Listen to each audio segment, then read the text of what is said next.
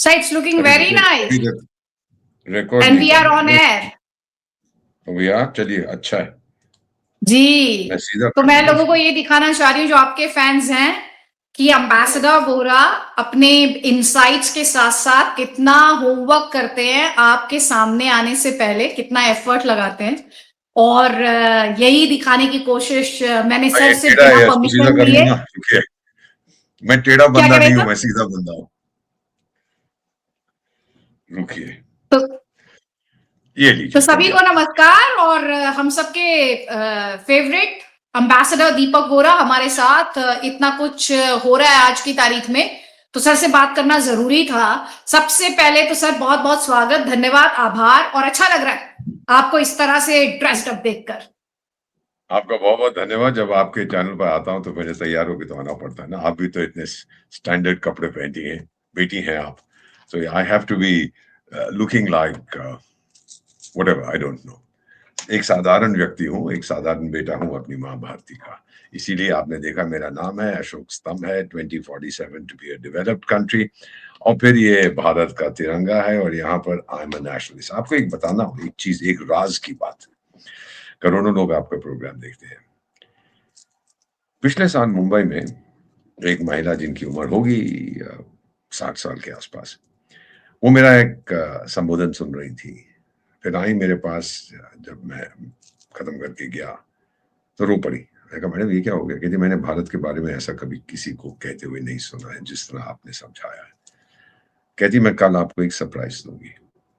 मैं कहा मैडम मैं तो कल चला जाऊंगा, आप क्या सरप्राइज देंगी मेरे को? खैर ये बॉम्बे की बात है। अगले दिन एक एसएमएस भेजिए कि मैंने आज एक कंपनी इनकॉर्पोरेट की है, उसका नाम है love my India, LUV, love my India, और ये भारत की पहली नेशनलिस्ट प्रोडक्ट्स कंपनी है।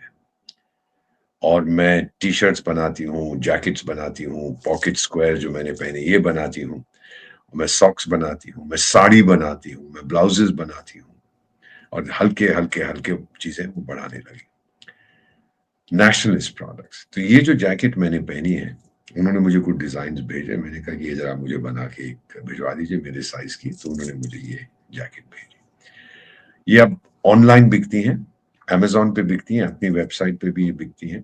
एक साल के अंदर इनका टर्नओवर इज क्वाइट अमेजिंग।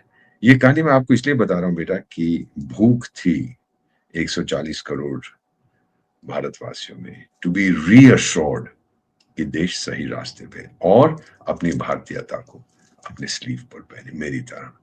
क्योंकि हमेशा मैं एक ही राय देता हूं सबको, हम भारतीय इसलिए नहीं है कि हम भारत में बसते हैं, हम भारतीय इसलिए हैं कि भारत हम में बसता है।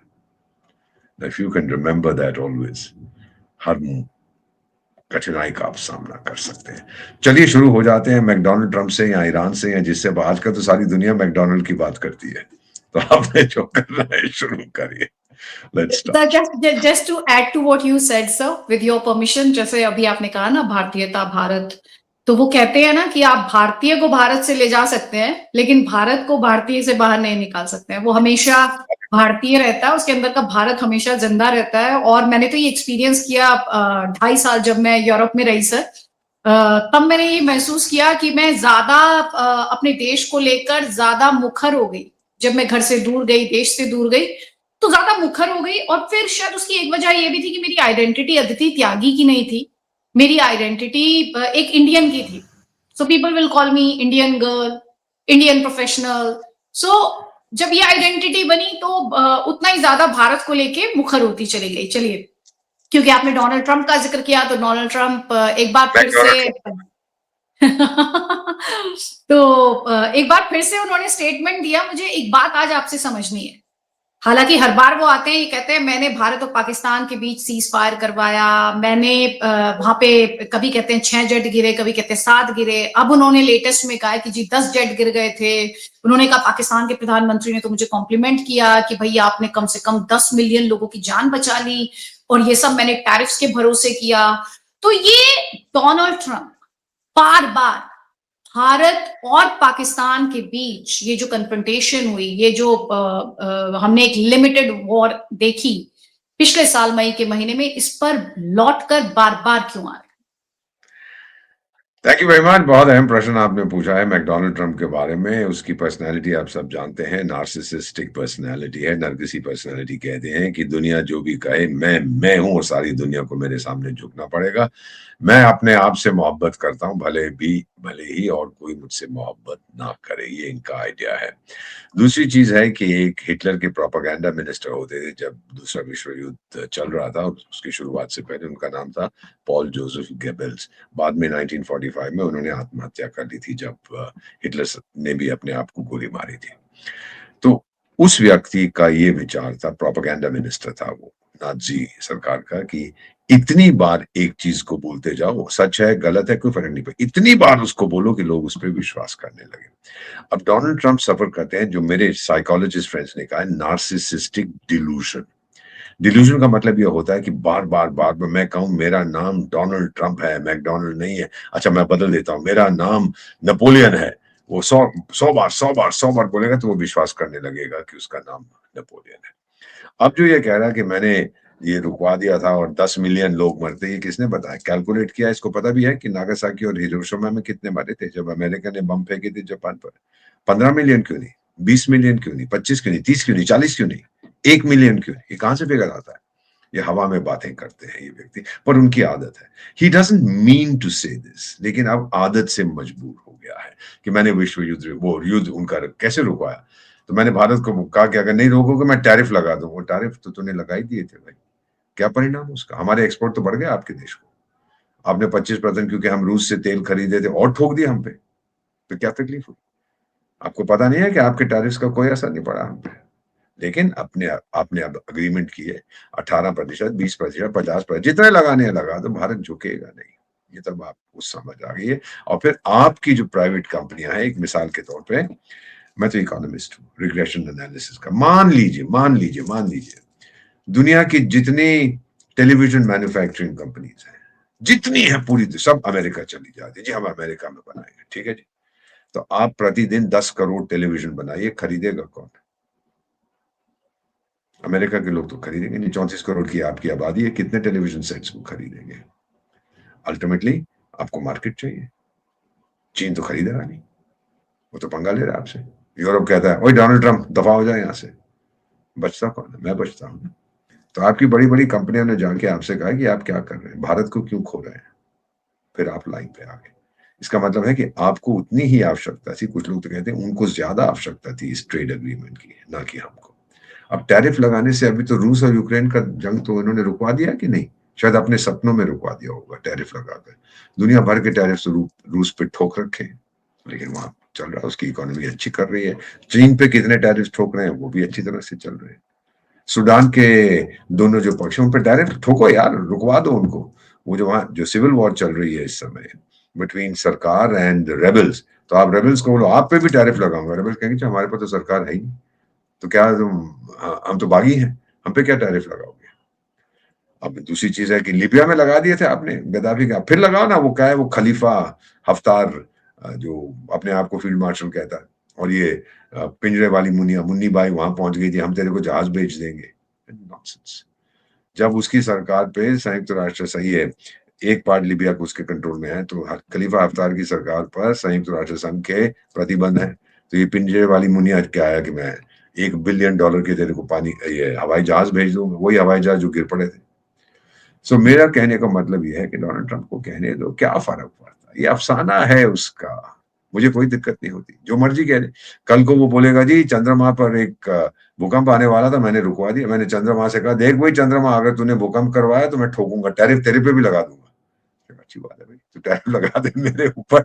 वेनेजुएला पे कितने टैरिफ लगाए, वो रुका नहीं, वो करता रहा जो उसने करना था। आज आखिर में उसके राष्ट्रपति को उठा के ले गया।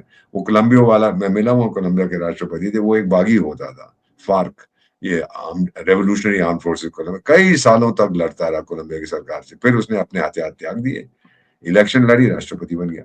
उसने आलोचना की ट्रंप साहब की।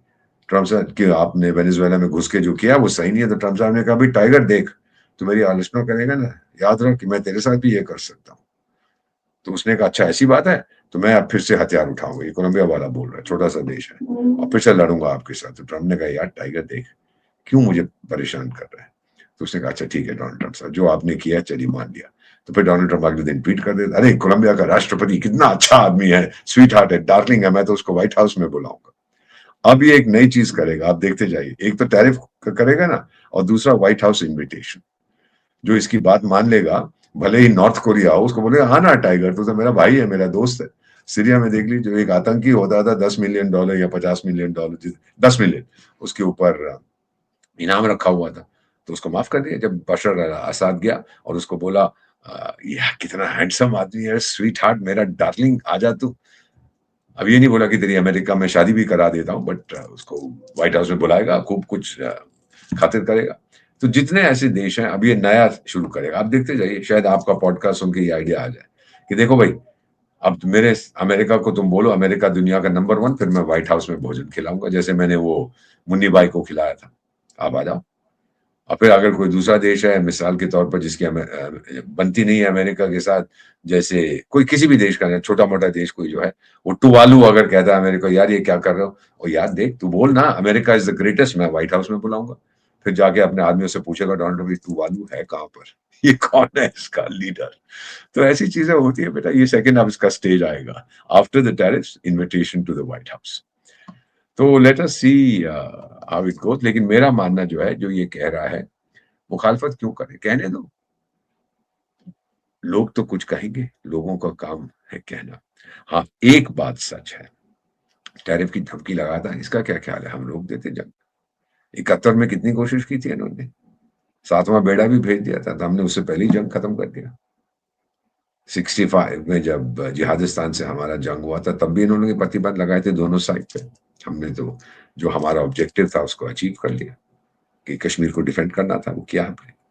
सो बेटा, ये चीजें जो हैं, ये लोगों के कहने से कुछ नहीं होता है, वो बाद में कई सालों के बाद जब ये चला जाएगा। हमने तो ये भी कह दिया था कि डोनाल्ड ट्रंप साहब मुझसे पंगा लोगे तो मैं रुक जाऊंगा, 3 साल ही तो रुकना है, उसके बाद तो या तो तू ऊपर चला जाएगा, और या फिर तख्ता से तो हट जाएगा अपनी गद्दी से, उसके बाद हम बात करेंगे।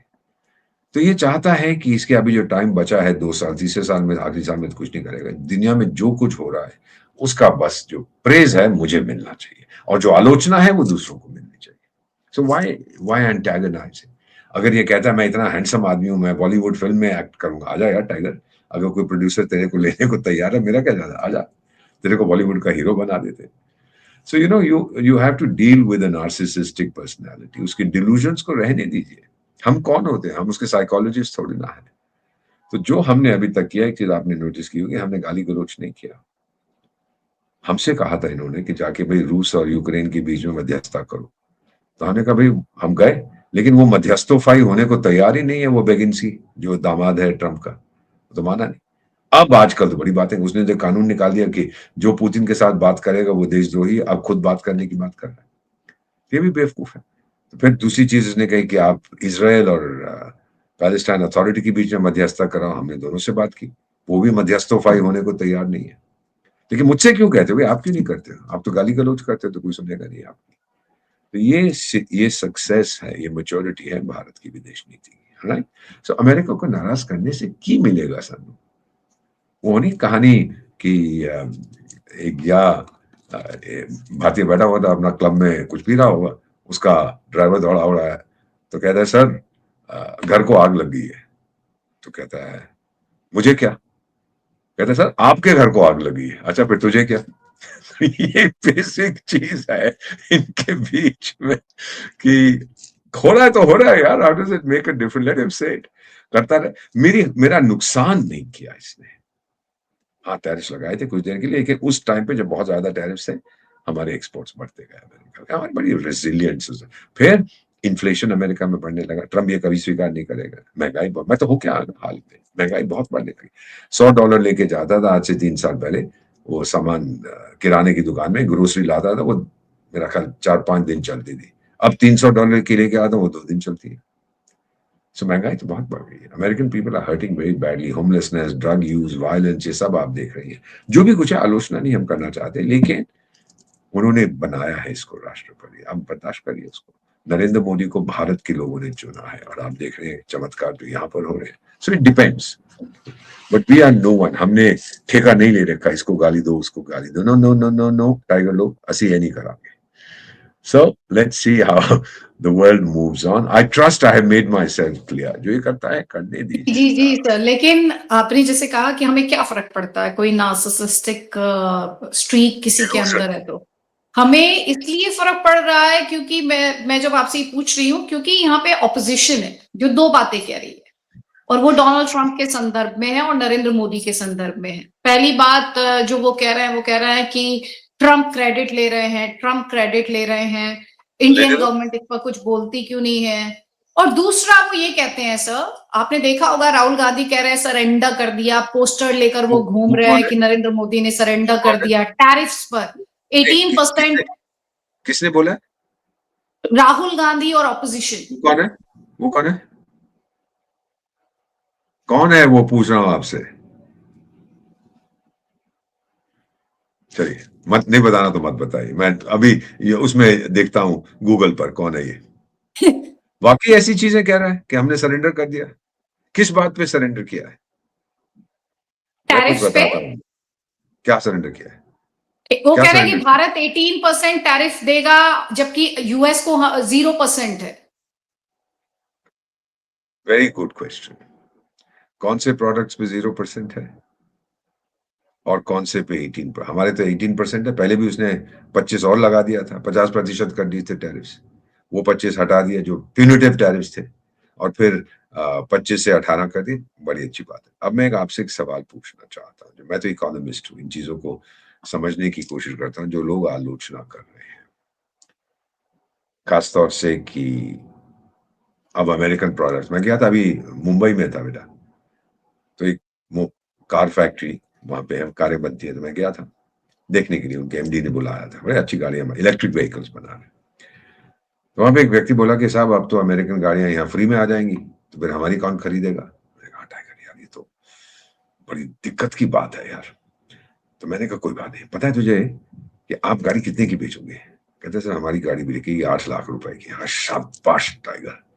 अब अमेरिका में जो सबसे सस्ती गाड़ी है वो 30 लाख रुपए की है। कौन खरीदेगा यहाँ? आप 8 लाख की बना के बेचोगे, वो 30 लाख की है, कौन खरीदेगा? कहते सर मैंने इसका तो सोचा नहीं था। तो मैंने कहा तुझे गाड़ी चाहिए ना अमेरिकन? अभी देख वो भेज रहे हैं तेरे को, वो 4,000 करोड़ की गाड़ी है, खरीद लेना। कौन खरीदेगा? उनकी कॉस्ट बड़ी हाई है बेटा। ये सब कैलकुलेशन हमने कर रखी है, और अगर उसने जीरो प्राइस पे हमको दी तो हम डंपिंग का ठोक देंगे उसके ऊपर charge. So understand this, India is a very price sensitive market, quality conscious and price sensitive हो गए हैं। तो हमें बड़ा ध्यान रखना है कि हमें सब कुछ सोच विचार करने के बाद, we are brightest people in the government, सोच विचार करने के बाद उन्होंने ये निर्णय लिया था कि राइट आने दीजिए। आप फिगर्स तो देख लीजिए टाइगर, 1 साल के बाद फिर आप आके कुछ कहिए। कुछ बताऊं आपको? जन धन योजना, अब मैं आपके सामने पहली बार इस बात को स्वीकार कर रहा हूं, बेटी हैं आप इसीलिए देश की।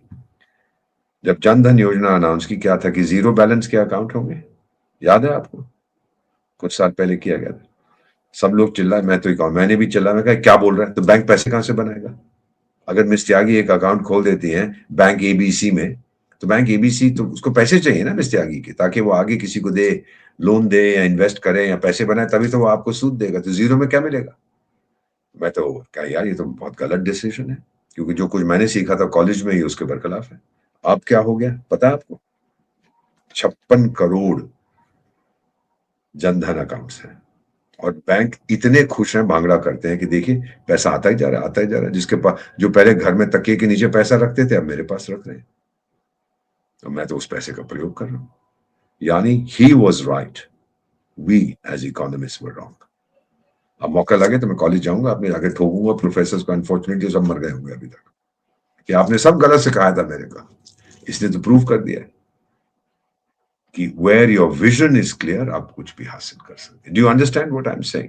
तो अभी रुक तो जाओ टाइगर, अभी तो अग्रीमेंट इंटरिम है, साइन भी नहीं हुआ है। अभी तो रुक जाओ ना, उसके बाद जब प्रॉपर अग्रीमेंट हो जाएगा और फिर हम देखते हैं क्या होता है। कितने अमेरिकन प्रोडक्ट, वो जी दालें आ जाएंगी हमारे यार। अच्छा यार, दाल तो हम वैसे ही इंपोर्ट करते हैं। अब दाल का जो इंपोर्ट हम करते हैं वो महंगा है दाल। अगर वो हमें मेरा नहीं ख्याल आपको कोई इतराज होगा अगर अमेरिका आपको अच्छी दाल ₹1 किलो की दे, आपको तकलीफ होगी कोई? होगी? मैं आपसे पूछ रहा हूँ। नहीं, नहीं, नहीं। अगर मुझे कोई मिसाल के तौर पे मैं मिलेट्स खाता हूँ बहुत, बाजरा, रागी, ज्वार, मक्की। अब हुँ, अमेरिका से बोलो हुँ, ना मुझे मक्की 1 पैसे टन के हिसाब से दे दे, हुँ। मैं तो भाग रहा करूँगा। मैं तो डोनाल्ड ट्रंप को बोलूँ, वाह, वाह! डोनाल्ड ट्रंप, आपने तो पूरे भारत की भूख मिटा दी, मक्की खिला दी आपने, 1 पैसा पर टन पे। देओ ना, देओ जितना दे सकते हो देओ, क्या फ़र्क पड़ता है? आपके किसान ही उसको लेके नदी में फेंक देंगे, क्योंकि फिर हम उनकी मक्की खाएँगे। So you know these are issues जो लोग कहते हैं विदाउट अंडरस्टैंडिंग। आप रुकिए, पहले परिणाम तो देखिए, 1 साल के बाद फिर आपको पता। फिर सब लोग जो आलोचना कर रहे हैं, जैसे मैंने की थी, ज़ीरो बैलेंस अकाउंट की, जनधन योजना की, मैंने की थी आलोचना, खुद। I mean I was one of many.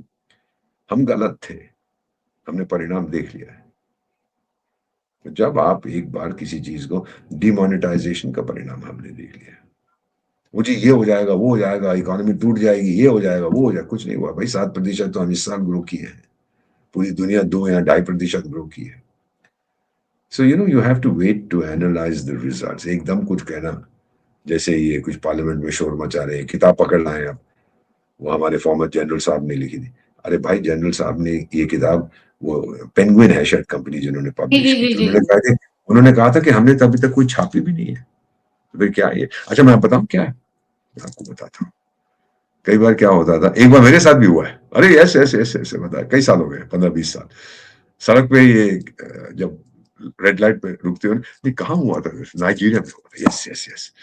तो वो सड़क पे जो रेड लाइट होती है ना, उसको कहते हैं गो स्लो। गो स्लो का मतलब होता है कि जैसे आप, ट्रैफिक बहुत है स्लो, तो वो साथ में भागते हैं। किसी ने हाथ में छोटा टीवी पकड़ा हुआ है, फ्रिज पकड़ा हुआ है, वो बेचते हैं। आप गाड़ी में जा रहे हैं, वो साथ साथ भाग रहा है और निगोशिएट करता है।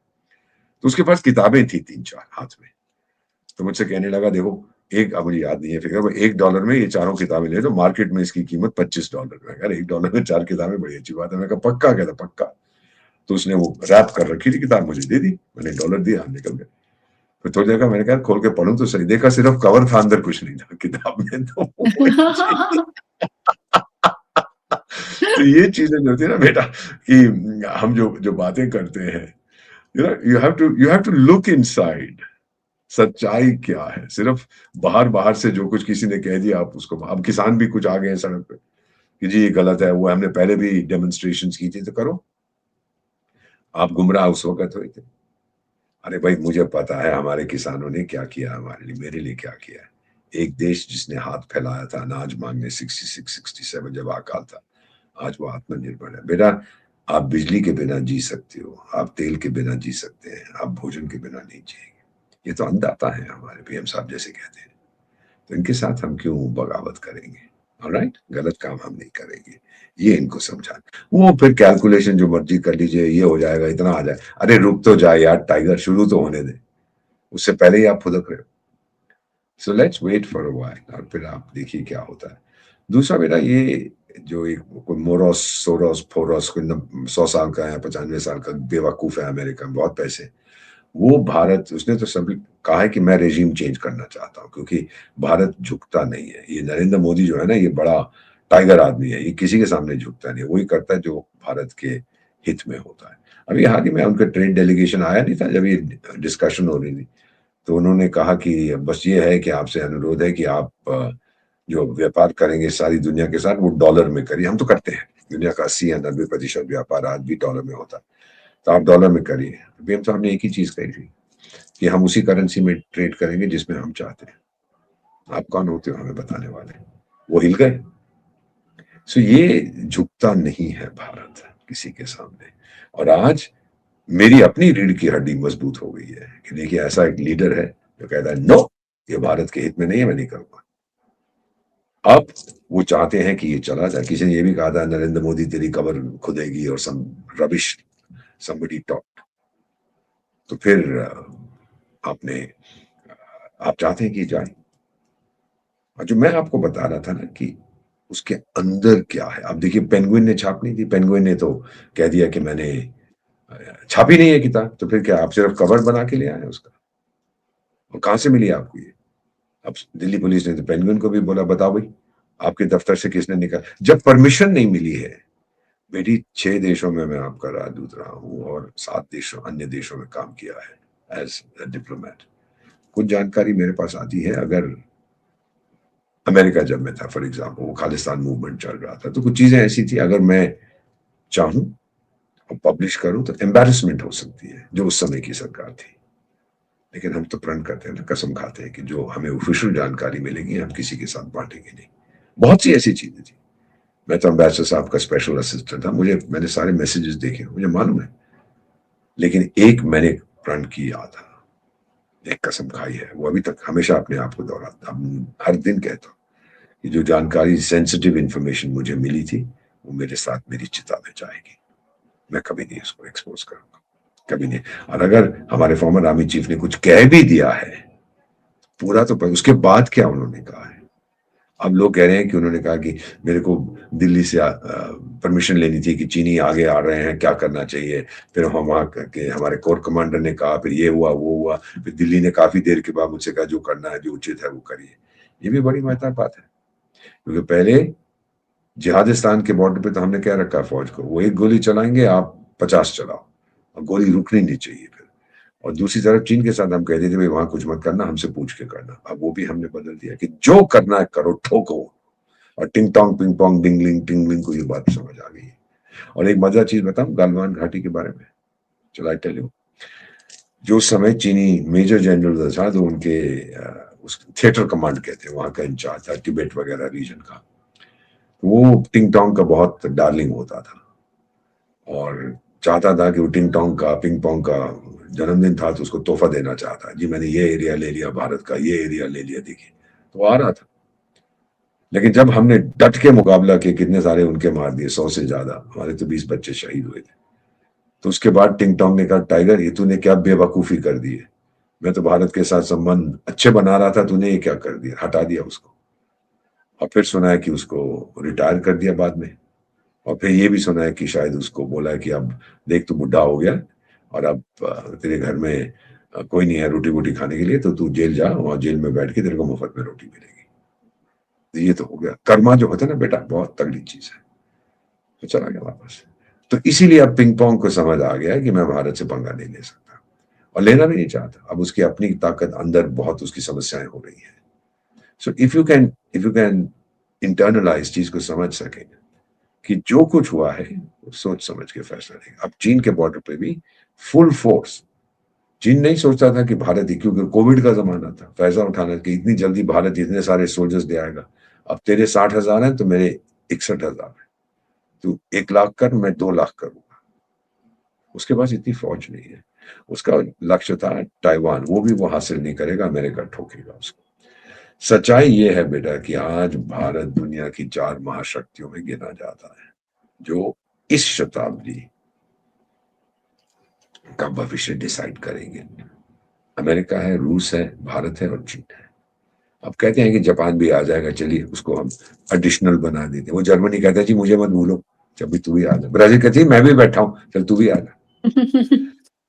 बट द रियलिटी इज कि कॉम्प्रिहेंसिव नेशनल पावर, जामवंत जो हमारा है, वो भालू जिसने भगवान श्री हनुमान को उनकी ताकत याद कराई थी, नरेंद्र मोदी ने आज भारत को उसकी ताकत याद करा दी। And hats off to you mister prime minister, thank you. Sir आप कह रहे हैं thank you mister prime minister, opposition कह रही है। एक और मुद्दा जो बार बार उठाया जा रहा है वो ये है कि भाई यूएस कह रहा है कि भारत कंप्लीटली हॉल्ट कर देगा जो रशिया से ऑयल इंपोर्ट कर रहा है। यूएस कह रहा है ना, डोनाल्ड ट्रंप हमारी फॉरेन पॉलिसी डिसाइड करता है या ऑपोजिशन को ब्रीफ करता है, या हॉटलाइन बना रखी है? किसने बोला कि हम हॉल्ट करेंगे? उसने बोला कि आप बंद कर दीजिए। हमने कहा देखते हैं का क्या मतलब है? ये आपने एक्सप्रेशन नहीं सुना भारत में, देख लेंगे। तो कहा भाई आपकी मेरे लिए सूट आप बना रहे हैं, टेलर साहब बड़े अच्छे सूट बना, कितने पैसे का है? ओ जी वो देख लेंगे। मुझे बहुत डर लगता है जब कोई कहता है देख, इसका मतलब है कि वो 1,000 रुपए का हो सकता है या 200 रुपए का हो सकता है या 20,000 का हो सकता है। देख लेंगे क्या, अभी बताओ। तो हमने यही जवाब उसको दिया, उसको समझ नहीं आया होगा क्या बोला है, देख लेंगे। So these are things in diplomacy we discuss. We'll consider it. Consider it का मतलब ये कि हम मान गए। उसको गुस्सा आता है, डोनाल्ड ट्रंप को गुस्सा क्यों आता है? गुस्सा आता है जब लोग उसकी बात नहीं सुनते, जब वो कहता है कि मेरा नाम नेपोलियन बोनापार्ट है, आप क्यों नहीं सुनते हो? जब वो कहता है कि मैं दुनिया का सबसे शक्तिशाली इंसान, इतिहास में मेरे से ज्यादा शक्तिशाली कोई नहीं हुआ, मान लीजिए ना, उसकी क्या फर्क पड़ता है? बुजुर्ग आदमी है। अगर आप नहीं मानेंगे, कल दौरा वौरा पड़ गया दिल का तो मर जाएगा, मत कहिए ना ये चीजें उसको। कहता है तो कहने दो। हमने देखी है मैकडोनाल्ड ट्रम्प तेरी हकीकत, लेकिन तेरे दिल को बहलाने के लिए ये ख्याल अच्छा है। सोचता रहे, की फर्क पड़ता है। कुछ लाइनें हमारी ऑपोजिशन के लिए भी। आप ऑपोजिशन, ब्रिटेन में बेटा एक तो सरकार होती है, उनको कहते हैं पहले क्वीन थी, अब तो किंग है, हिज मैजेस्टीज गवर्नमेंट, और जो ऑपोजिशन है हिज मैजेस्टीज ऑपोजिशन, यानी हम दोनों अपने जो प्रमुख हैं उनके लॉयल लोग हैं। तो ऑपोजिशन को भी यही कहना है, अगर आपने ऑपोजिशन बनना है तो आप बनिए ऑपोजिशन इन इंडिया। दूसरों की बातों पे आप भरोसा मत करिए, आप अपनी सरकार पर भरोसा करिए, अपनी जांच पड़ताल खुद करिएगा।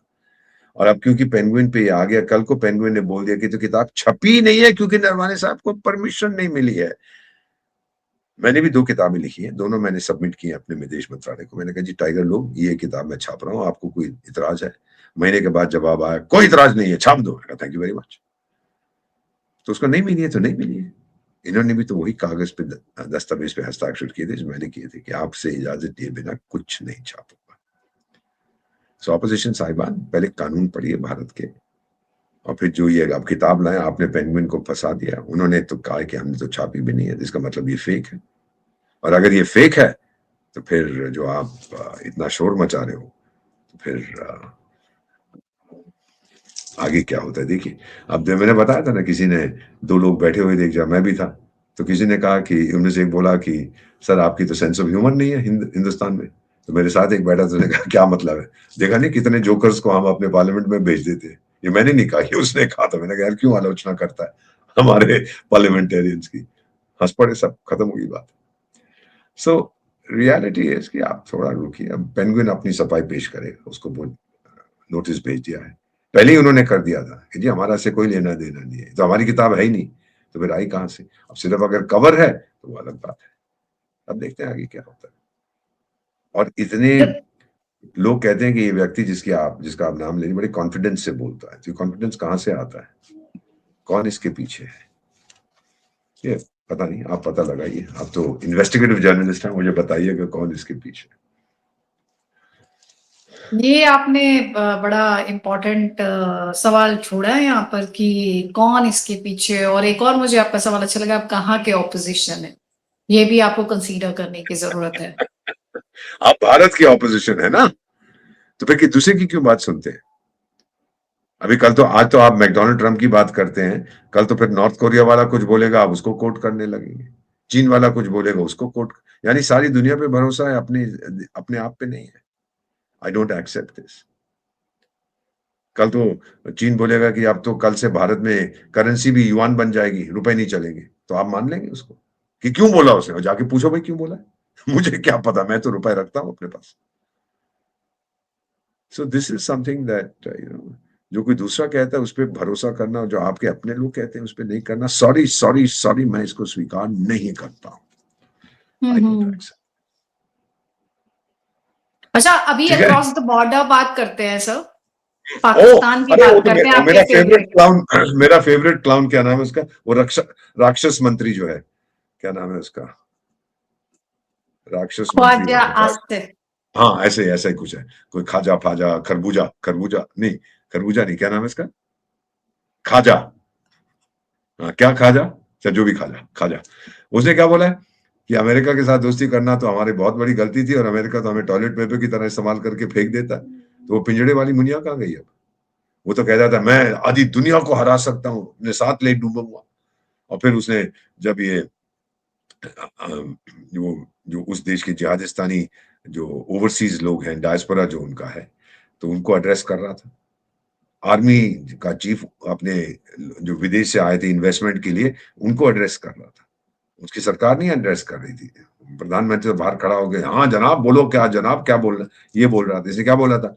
ये 1500 ब्लडी ऐसे कुछ शब्द यूज किया, terrorist, I will sort them out, मैं इनको बहुत जल्दी खत्म कर दूंगा टाइगर। और फिर तेरा जो गृह मंत्री है जो तेरा दूसरा चमचा बूट वूट सोना तेरे पॉलिश करता है, उसने कहा ये तो कोई स्टेशन हाउस ऑफिसर भी खत्म कर देगा, ये क्या है बलोच लिबरेशन आर्मी वार्मी के।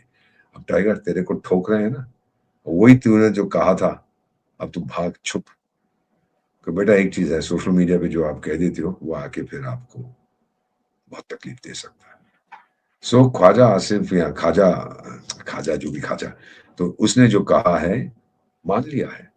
इसने ये भी कहा था कि बलूचिस्तान पे हम कब्जा नहीं कर सकते क्योंकि बहुत बड़ा एरिया है, हमारे पास उतनी फौज भी नहीं है, और पिछड़े वाली से बहुत नाराज। मेरा मानना है कि मुन्नी बाई के अगेंस्ट अब बगावत शुरू हो रही है, क्योंकि कह तो बहुत सारी चीजें, मैं ये कर दूंगा वो कर दूंगा, ये लाऊंगा वो लाऊंगा। डोनाल्ड ट्रंप तो आके मेरे साथ मेरे घर में रहेगा और 3 महीने मेरे साथ बिताएगा, जितने बकवास करता है करने दो। वो भी तो डिलूजनल है ना, नार्सिसिस्टिक। जो खूब बनेगी जब मिल क्या है, खूब बनेगी जब मिल बैठेंगे दीवाने। तो जाओ यार रहो, व्हाइट हाउस में तो कमरा भी है, सुना है मैंने, उसको कमरा भी दिया था कि किचन के बाहर एक कमरा है, पेंट्री वेंट्री साफ कर दिया कर, वहां भोजन बना दिया कर, रहो वहां पे जाके। बेवकूफ है। कम से कम इस खाजा ने सही कहा है, क्या खा के कहा मुझे मालूम नहीं है, मगर सही कहा इसने। अभी तक अमेरिका की पॉलिसी रही यूज अब्यूज एंड डिस्कार्ड, लेकिन फिर ये उसके पीछे दौड़ते हैं। वो आपको याद नहीं है जो गाजा पीस अकॉर्ड पे दस्तखत होने थे, जब ना पैलेस्टीनियंस थे ना इसराइल था, तो मैकडोनाल्ड ट्रम्प साहब ने उसको, शर्म अल शेख जो इजिप्ट का हिस्सा, जो एक बार इसराइल ने कैप्चर कर लिया था 67 वॉर में, तो उसमें उसने कहा कि जो भी कहना था क्या, तो कई सारे यूरोपियन लोग उसके पीछे खड़े हुए थे और सामने कुछ और लोग बैठे हुए थे। और फिर उसने कहा, आपको याद होगा, वो वीडियो जरूर देखिएगा, मैं तो बार बार देखता हूँ। तो उसने क्या कहा था कि and president the prime minister of Pakistan is here, और फिर उसको कहता है मेरे बारे में जो तू चुपचाप से मेरे कान में कह रहा था अब सबके सामने बोल। उसको आदेश दिया, और फिर वो बेवकूफ बेचारे को बड़ी शर्म आ रही थी, क्या बोलूं, तो गया कि thank you mister president, there is Allah in heaven and you are bigger than him on earth. क्या बात है। और ट्रम्प खड़ा हो गया, और बोल और तारीफ कर मेरी, गधा के। और वो इटली की प्राइम मिनिस्टर, मैं उसको देख रहा था, मिला हुआ उनसे, जॉर्जिया मेलोनी से, तो वो पता क्या कर रही थी, जब ये सब बकवास कर रहा था, सबके सारे यूरोपियन लीडर्स खड़े हुए थे उसके पीछे ट्रम्प के, तो ये क्या क्या कर रही थी मैडम मेलोनी, अब देखिएगा वो वीडियो अगर कभी, वो यूं कर रही थी हंस रही थी। और वो जो ब्रिटेन का वो क्या है, स्टार वॉर्स स्टार बक्स जो भी उसका नाम है, वो बेचारा खड़ा हो, ये क्या कह रहा है। और फिर डोनाल्ड ट्रम्प ने एक ही चीज कही थी, देखो दुनिया के जितने नेता हैं, हम तो कहीं नहीं गए थे, लेकिन जूनियर मिनिस्टर हमारा गया था, जो जितने नेता खड़े हो एक चीज समझ जाओ, इस दुनिया में अगर किसी की अहमियत है उसका नाम डोनाल्ड ट्रम्प है, आप सब बेकार के हो।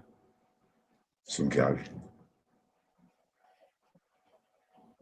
सो ये जो कह रहे हैं वहां पर, अब अमेरिका भी तंगा, सिर्फ अगर इस समय पाकिस्तान की कोई रेलेवेंस है, वो न्यूसेंस वैल्यू है, हम सब जानते हैं। वो पहले बोले कि हम भारत के साथ क्रिकेट नहीं खेलेंगे, फिर बोले हम खेलेंगे, तो आप लोग कह रहे हैं वो यू टर्न है, अभी फिर बोलेगा नहीं खेलेंगे, तो फिर वो यू एस टर्न बन जाएगा, एक यू को ऊपर दूसरा यू लगा दो तो वो एस बन जाता। पागल लोग हैं, बेवकूफ है। कि जब पता लगा कि पैसे देने पड़ेंगे, जुर्माना होगा, नहीं जी हम खेलेंगे, जरूर खेलेंगे। वो जी हमने माफ कर दिया, किसको माफ किया भाई, अगर तू नहीं खेलेगा मेरे साथ तो मुझे कोई फर्क नहीं पड़ता है। नहीं जी 140 करोड़ हिंदुस्तानी हमें हमारे सामने हाथ जोड़ रहे हैं कि आके खेलिए हमसे।